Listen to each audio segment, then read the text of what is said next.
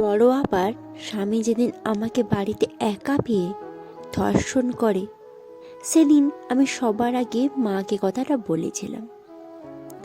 মা কিছুক্ষণ চুপ থেকে বলেছিলেন, এ কথা আর কাউকে যেন না বলি, তোমার বোনের সংসার ভেঙে যাবে। আমি নির্বাক হয়ে মায়ের দিকে চেয়েছিলাম, ভাবলাম বড় আপাকে বলি, কিন্তু বড় আপাকে বলার পর তিনি উল্টা আমাকেই দোষ দিয়ে বললেন, তোর চালচলন তো ভালো না, সে কারণেই তোর দুলাভাইয়ের মাথা ঠিক ছিল না। বাবা তখন দেশের বাড়ি ছিলেন না, তিনি সেনাবাহিনীর লোক। ভাবলাম বাবাকে বলবো, কিন্তু মা আমায় বলতে দিল না। সেদিনই গভীর রাতে মা আমাকে ঘুম থেকে উঠিয়ে হাতে 3টা ওষুধ দিয়ে বললেন, এগুলো খেয়ে নে।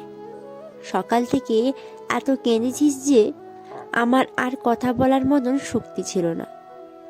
তারপরও বেশ কৌতূহলী হয়ে আমি জিজ্ঞেস করলাম, এগুলো কিসের ওষুধ মা? ইমার্জেন্সি পিল আর ব্যথা ওষুধ, সাথে একটা গ্যাস্ট্রিকের ওষুধ। কেন? যদি তোর পেটে বাচ্চা এসে যায়। আমি তখনও নির্বাক হয়েছিলাম। মা নিজেই আমাকে ওষুধগুলো খাইয়ে রুম থেকে চলে গেলেন। একটা মেয়ের ধর্ষণ হলো, অথচ সমাজের ভয়ে, সংসার ভাঙার ভয়ে দুজন মানুষ সব জেনে চুপ করে রইল। শুধু তারাই চুপ করে রইল না, আমার মুখও বন্ধ করে দিল। এই ঘটনার 17 বছর পার হয়ে গেল। আপা মায়ের সাথে বসে কান্না করছে। দুলাভাই আর আমার স্বামীও নিশ্চুপ বসে আছেন। বড় আপা কান্না করতে করতে চোখ লাল করে ফেলেছে। চোখ দেখে মনে হচ্ছে চোখের মণি ফেটে এক্ষুনি রক্ত বের হবে। আপা মায়ের হাত ধরে বলল, মা, আমার মেয়েটার এখন কি হবে? এই শয়তানটা কি শাস্তি পাবে না? আপা আর দুলাভাইয়ের বড় মেয়ে রেসি, বয়স 15 প্রায়। আজ সকালে সে তার চাচাতো ভাইয়ের দ্বারা ধর্ষণের শিকার হয়েছে। আপার কথা শুনে আমি বললাম, সে কি রে আপা, কি বলিস এসব? ছেলেটাকে শাস্তি দিবি? তাহলে তো লোক জানাজানি হবে, তোর মেয়ের বদনাম হবে, তোর ভাসুরের ছেলে ক্ষতি হবে, তার চেয়ে বরং চেপে যা।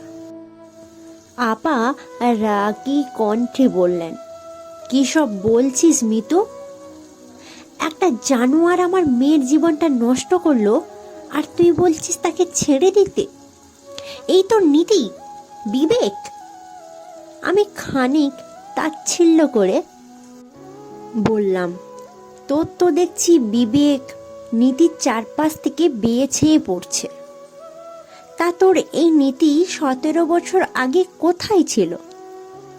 যদি তুই 17 বছর আগে এই কাজটা করতিস, তবে তোকে আজকের এই দিনটা দেখতে হতো না। যদি আমরা সবসময় লোকে কি বলবে, সমাজ কি ভাববে, এই ভেবেই থাকি, তবে আমরা নিজেরাই নিজেদের ক্ষতি ডেকে আনব। আমরাই মানব প্রজাতি, আমাদের সমাজকে পরিবর্তন করতে হবে। তার জন্য সবাইকে একসাথে নড়তে হবে। সমাপ্ত। যদি আপনাদের আমার পাঠ করা গল্প ভালো লেগে থাকে, অবশ্যই লাইক, শেয়ার অ্যান্ড কমেন্ট করবেন, আর সাবস্ক্রাইব করতে ভুলবেন না। ধন্যবাদ।